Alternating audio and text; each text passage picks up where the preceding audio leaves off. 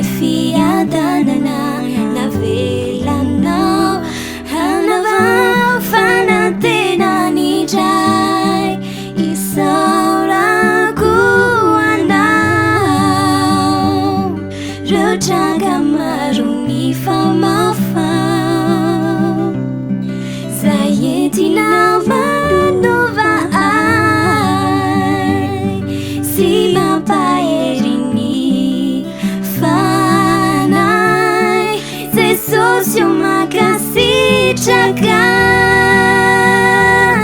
fatsary izay ataonao ay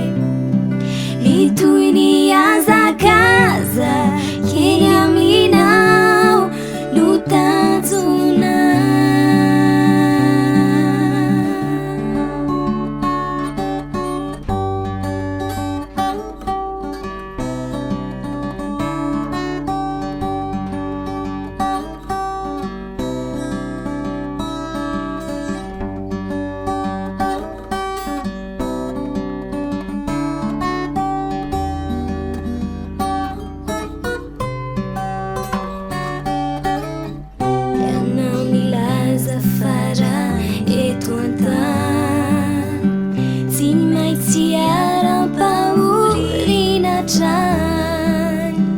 fanifandresenao niombonako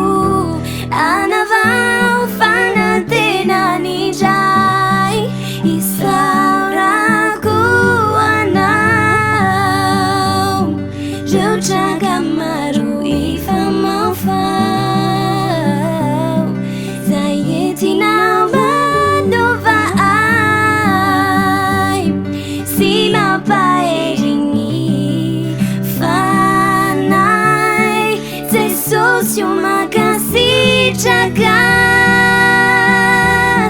fatsary izay ataonao ay litoy ny